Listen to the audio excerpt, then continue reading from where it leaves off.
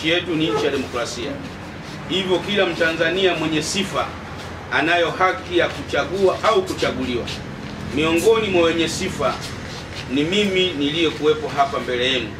Nina sifa zote za kuwa rais wa Jamhuri ya Muungano wa Tanzania. Miongoni mwa sifa hizo ni umri usiopungua miaka 45. Mimi nimevuka huko. Aidha, afya ya kuhimili mikiki ya urais ninayo, nasema alhamdulillah. Ndugu wa Tanzania, uchaguzi huu ni wa 6 tangu uliporejeshwa mfumo wa vyama vingi hapa nchini kwetu. Hivyo ni uchaguzi muhimu sana katika taifa letu.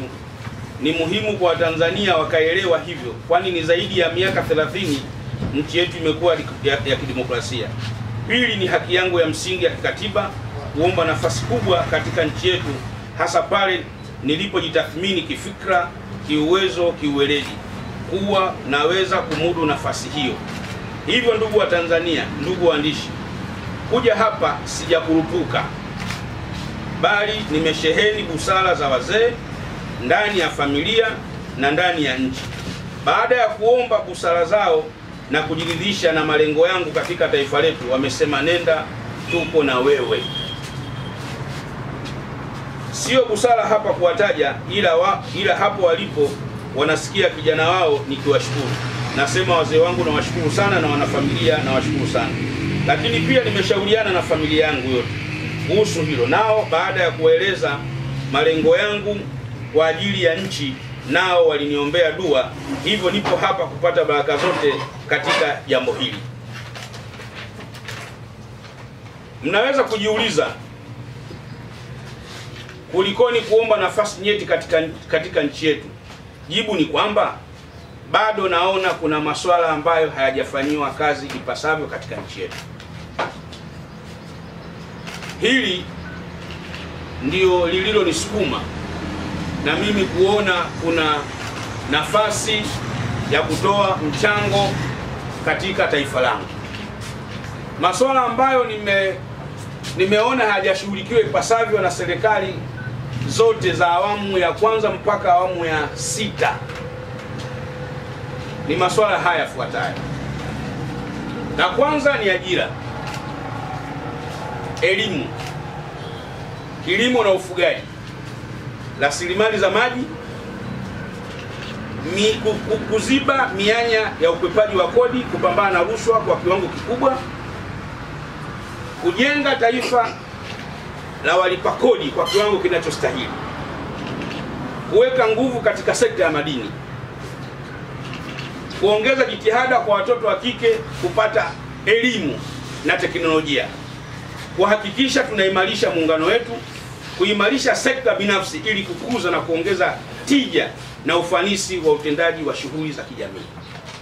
Haya masuala 10 baada ya kufanya utafiti kwa kipindi kirefu, kwa mtazamo wangu na muono wangu na tafiti zangu, haya masuala hayajafanywa kazi kwa kiwango kinachostahili. Sasa nimeona wenzetu bahati nzuri waliotawala kipindi chote mpaka leo ni Chama cha Mapinduzi. Tuwaache na kujenga madaraja ya Busisi, tuwaache na kujenga SGR, tuwaache na kujenga mavyuo vikuu, lakini sisi tunakwenda kuimarisha sekta za umma. Ili tuweze kupata maendeleo, lazima uwe na uhakika wa kuwa na vijana wenye ajira.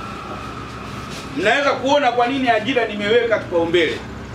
Ni juzi tu hapa mmesikia chama cha walimu wasiokuwa na ajira wakilalamika kwa taifa kwamba wamejitolea muda mrefu sana wa kujitolea kufundisha bila malipo, wakiishi kwenye nyumba za kupanga wakijigaramia, lakini ajira zinapotoka huko serikalini kwenye api zao hizo za kuomba ajira, wale ambao wanajitolea wanazeekea kwenye kujitolea, miaka ya uajiri inawapita. Maana yake sasa tunakwenda kuwatumia watu ambao wamesomeshwa na wazazi wao, alafu tunashindwa kuwapa ajira, lakini tunawatumia katika kufundisha watoto wetu. Nikaona katika dhamira yangu ya kwenda kulikomboa taifa, niende kuwakomboa Watanzania kuwa na uhakika na ajira. Automatically wanakosa sifa ya kuajiliwa kwa sababu miaka imevuka, lakini mlikuwa naye mnamtumia katika kuhakikisha watoto wetu wanapata elimu. Sasa NLD kama chama kitanipitisha kuwa mgombea, swala langu la kwanza na kwenda kudili na ajira kwa Watanzania. Hili nimeliweka kipaumbele, na mnaweza mkajiuliza sababu kubwa ni ipi? Sababu wote hapa tupo kwa ajili ya matumbo. Huwezi ukaishi kama huli